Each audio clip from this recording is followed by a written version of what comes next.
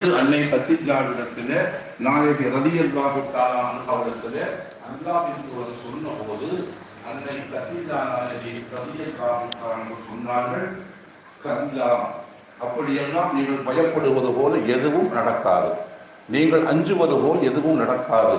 வல்லாஹி லா யுஹ்ஸிகல்லாஹு அபதா, அல்லாஹ் மீது சத்தியமாக சொல்லுகிறேன், அல்லாஹ் உங்களை ஒருபோதும் கைவிட மாட்டான் என்று சொல்லிவிட்டு, ஏன் கைவிட மாட்டான் அதற்கான காரணத்தை அவர்கள் சொல்லுகிறார்கள். இன்னக்க லதஸிலுர் ரஹிம, நீங்கள் சொந்தங்களை சேர்ந்து வாழ்கிறீர்கள். வதஹ்மிலுல் கல்ல, பிற மனிதர்களுடைய சிரமங்கள் நீங்கள் தாங்கிக் கொள்கிறீர்கள். வதக்ஸிபுல் மஅதூம, நாதியற்றவர்களுக்கு சம்பாதித்து போடுகிறீர்கள். வதுக்ரில் லைஃப, விருந்தாளிகளை விருந்தோம்பல் செய்கிறீர்கள். இன்னும் வதுஈனு அலா நவாயிபில் ஹக், யார் உரிமையை பறிகொடுத்து விட்டார்களோ அவருடைய உரிமை மீண்டும் கிடைப்பதற்காக அவர்களுக்கு துணை நிற்கிறீர்கள். இப்படியெல்லாம் உங்களுடைய நற்குணம் படைத்தவராக நீங்கள் இருக்கிற காரணத்தால் அல்லாஹ் உங்களை ஒருபோதும் கைவிட மாட்டான் என அல்லாஹ்வின் தூதர் ஸல்லல்லாஹு அலைஹி வஸல்லம் அவர்களுக்கு அன்னை கத்தீஜா ரலியல்லாஹு தஆலா அன்ஹா அவர்கள் இப்படி சொன்னார்கள். செய்தியை இமாம் புகாரி ரஹ்மத்துல்லாஹி அலைஹி ஸஹீஹுல் புகாரியிலே பதிவு செய்திருக்கிறார். சகோதரர்களே, கண்ணியத்திற்குரிய சகோதரர்களே, 25 வயதில் திருமணம் நடந்தது. 40 வயதில் அவர்களுக்கு வகி வந்தது. இந்த 15 ஆண்டு கால வாழ்க்கையில் அன்னை கத்தீஜா நாயகி ரலியல்லாஹு தஆலா அன்ஹா அவர்களுக்கு அல்லாஹ்வின் தூதர் குறித்து இப்படி ஒரு மதிப்பீடு வைத்திருந்தார்கள்.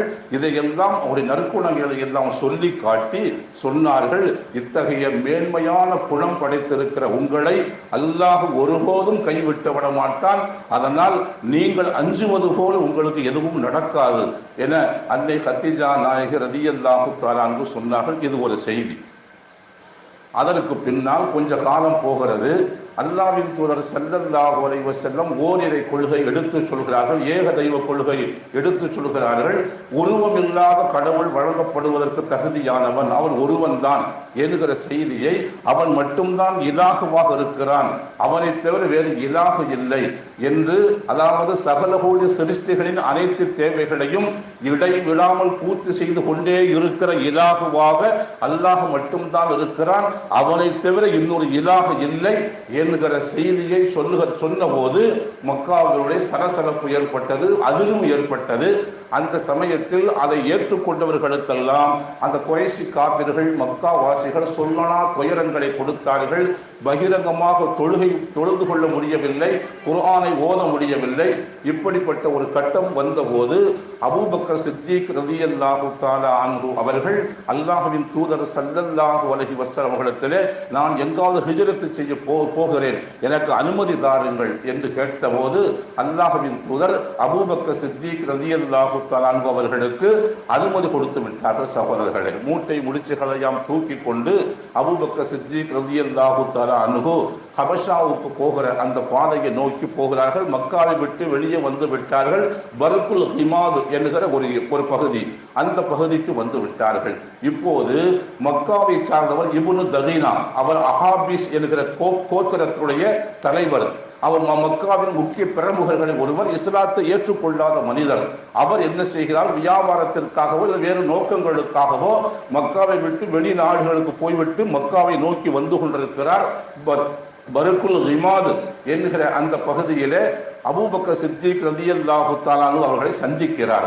கேட்டார், எங்கே போகிறீர்கள் என்று கேட்டார். தனியாக போகிறீர்களே, வியாபாரமாக போவதாக இருந்தால் குழுவாக வணிக குழு சேர்ந்து போவீர்கள், தனியாக போகிறீர்கள், எங்கு போகிறீர்கள் என்று கேட்டபோது அவர் சொன்னார், இதெல்லாம் ஊராயா, ஒரு 2 ரக்காத்து தொழுக முடியுதா, குர்ஆன் ஓத விடுறானா, எதையாவது பேச விடுறானா, இதெல்லாம் என்ன ஊர், அதனால் அந்த ஊரை விட்டு போகிறேன் என்று நான் ஹிஜ்ரத் செய்து போகிறேன் என்று சொன்னபோது அபூபக்கர் சித்திக் ரலியல்லாஹு தஆலா அன்ஹு அவர்களை பார்த்து, இஸ்லாத்தை ஏற்றுக்கொள்ளாத இப்னு தகீனா, அஹாபிஸ் என்கிற கோத்திரத்தின் தலைவர் இப்னு தகீனா சொன்னார், இன்ன மிஸ்லக லா தஹ்ருஜ் வலா யஹ்ருஜ், உங்களை போன்றவர்கள் இந்த ஊரை விட்டு போகக்கூடாது, அப்படி அவர்கள் உங்களை போக விடவும் கூடாது. அந்த ஊருக்காரர்கள் நீங்கள் ஊரை விட்டு போகிற அளவிற்கு அவர்கள் நடந்து கொள்ளவும் கூடாது, நீங்கள் போகவும் கூடாது.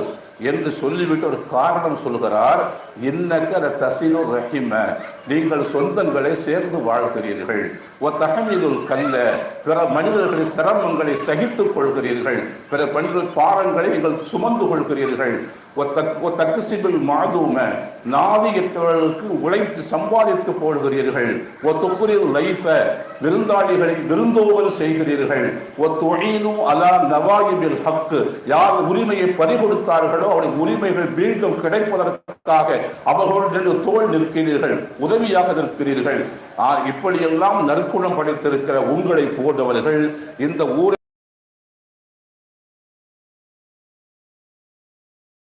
கூடாது, அதனால் நீங்கள் மீண்டும் என்ன செய்யுங்கள், மக்காவுக்கு வாருங்கள் என்று அழைத்து கொண்டு வந்தார். அதற்கு பின்னால் சம்பவம் நீளுகிறது. சகோதரர்களே, இங்கே நாம் கவனிக்க வேண்டிய செய்தி என்னவென்று சொன்னால், அன்னை கதீஜா நாயகி ரலியல்லாஹு தஆலா அன்ஹா அவர்கள் அல்லாஹ்வின் தூதர் ஸல்லல்லாஹு அலைஹி வஸல்லம் அவர்கள் அந்த மறை பொதுவிலிருந்து புறப்பட்டு அந்த ஜிப்ரீலுடைய அசல் தோற்றத்தை பார்த்துவிட்டு மனதில் அச்சம் ஏற்பட்ட போது, இன்னி ஹஷீத்து அலா நஃப்ஸி ஜம்மிலூனி ஜம்மிலூனி, கதீஜா அவர்களே என்னை போர்வை கொண்டு போர்த்துங்கள், போர்வை கொண்டு போர்த்துங்கள், எனக்கு ஏதாவது ஆகிவிடுமோ என்று நான் அஞ்சுகிறேன் என்று சொன்னபோது அன்னை கதீஜா நாயகி அல்லாஹ்வின் அவர்களை பார்த்து என்ன சொன்னார்களோ, இன்னக தஸிலு ரஹிம வ தஹ்மிலுல் கல்ல வ தக்ஸிபுல் மஅதூம வ துக்ரில் லைஃப வ துஈனு அலா நவாயிபில் ஹக் என்று எதையெல்லாம் சொன்னார்களோ அத்தனையும் அப்படியே அடிப்பிசகாமல் சொல்லுகிறார் இப்னு தபீனா அபூபக்கர் சித்திக் ரலியல்லாஹு தஆலா அவரை பார்த்து. என்று சொன்னால் இங்கே நமக்கு செய்தி என்னவென்று சொன்னால் சகோதரர்களே, அல்லாஹ்வுக்கு சுப்ஹானஹு வ தஆலா சொன்ன நாமனும் ஈமான் கொண்ட விசுவாசிகளே, அல்லாஹ்வை அஞ்சுங்கள், வகூனு மஅஸ்ஸாதிகீன், சாதிகீன்களோடு சத்தியவாதிகளோடு சேர்ந்து இருந்து கொண்டே இருங்கள் என்று அல்லாஹ் ஏன் பேசுகிறார் என்று சொன்னால், சத்தியவாதிகளோடு நீங்கள் சேர்ந்து இருந்து கொண்டே இருந்தால் அவருடைய குணங்கள் எல்லாம் குணங்களாக மாறி போய்விடும். அவர்களை போல் நீங்கள் மாறுவதற்காகத்தான் சேர்ந்திருக்க வேண்டும் என்று அல்லாஹ் பேசுகிறான் என்பதை பார்க்கிற போது, அல்லாஹ்வின் தூதர் ஸல்லல்லாஹு அலைஹி வஸல்லம் அவர்களை உள்வாங்கிய அபூபக்கர் சித்திக் ரலியல்லாஹு தஆலாவுடைய குணங்கள் எல்லாம் அல்லாஹ்வின் தூதருடைய குணங்களாக மாறி போய்விட்டன.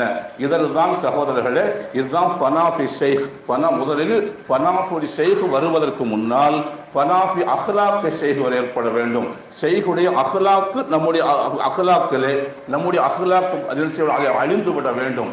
அப்படி நிலைமை வர வேண்டும். அதற்காகத்தான் அல்லாஹ் சுஹபத்தை பற்றி அல்லாஹ் பேசுகிறான்.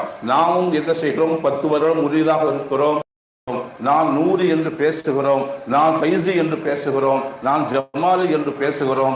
ஆனால் அவருடைய குணங்களாக நம்முடைய குணங்கள் மாறிவிட்டதா, இத்தனை காலத்தில் எந்த அளவுக்கு நாம் மாற்றம் பெற்றிருக்கிறோம் என்பதை நாம் சிந்திக்க வேண்டும் சகோதரர்களே. அல்லாஹ்வின் தூதர் ஸல்லல்லாஹு அலைஹி வஸல்லம் அவருடைய ஷைக் அபூ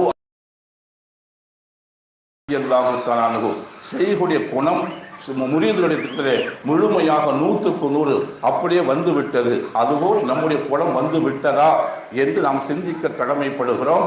இதுதான் சகோதரர்களே, இதுதான் நாம் பையத்து செய்து கொள்வதற்கான முக்கியமான நோக்கங்களில் ஒன்று என்பதை நாம் கவனிக்க வேண்டும். அபுல் ஹசன் ஷாதிலி ரஹ்மத்துல்லாஹி அலைஹி தன்னுடைய ஹலீஃபாவாக இருந்த அபுல் அப்பாஸ் முர்சி ரஹ்மத்துல்லாஹி அலைஹி அவர்களிடத்திலே சொன்னார்கள், அபுல் அப்பாஸ் அவர்களே, மா சஹிபுத்துக்க இல்லா லிதகூன, எதற்காக நீயும் நானும் ஏன் சுஹபத்து கொண்டிருக்கிறோம் தெரியுமா? மா சஹிபுத்துக்க இல்லா லிதகூன அன வ அன்த வ அன்த அன, நான் நீயாக மாறிவிட வேண்டும், நீ நானாக மாறிவிட வேண்டும், இதற்காகத்தான் நாம் 2 பேரும் சுஹபத்து கொண்டிருக்கிறோம் என்பதாக அபுல் ஹசன் ஷாதலி ரஹ்மத்துல்லாஹி அலைஹி அவர்கள் ஹலீஃபா அபுல் அப்பாஸ் முர்சி ரஹ்மத்துல்லாஹி அலைஹிடத்திலே சொன்னார்கள் என்கிற செய்திகளை எல்லாம் நாம் பார்க்கிறோம் சகோதரர்களே. முஹம்மது ரசூலுல்லாஹுடைய குணமாக அபூபக்கர் சித்திக்குடைய குணம் மாறி போய்விட்டது. அபுல் ஹசன் ஷாதலி ரஹ்மத்துல்லாஹி குணமாக அபுல் அப்பாஸ் முர்சியுடைய குணம் மாறி போய்விட்டதா, ஃபைசியுடைய குணமாக மாறி போய்விட்டதா, ஜமாலியுடைய குணமாக மாறி போய்விட்டதா, நாம் எந்த அளவுக்கு மாறி இருக்கிறோம் என்பதை நாம் இங்கே ஒரு இறைஞானியுடைய ஒரு அல்லாஹ்வுடைய ஹாஸ் வலியுடைய நினைவு நாள் நிகழ்ச்சியில் 20ஆம் ஆண்டு உருசிலே நாம் நினைத்து பார்க்க கடமைப்பட்டிருக்கிறோம். அல்லாஹுக்கு சுப்ஹானஹு வ தஆலா இதுபோல நற்குணங்களாக அல்லாஹ் மாற்றுவானாக. அவர்களை போன்று நாம் மாறுவதற்கு அல்லாஹ் நமக்கு தௌஃபீக் செய்வானாக. வாஹிரு தாவானா அல்ஹம்துலில்லாஹி ரப்பில் ஆலமீன்.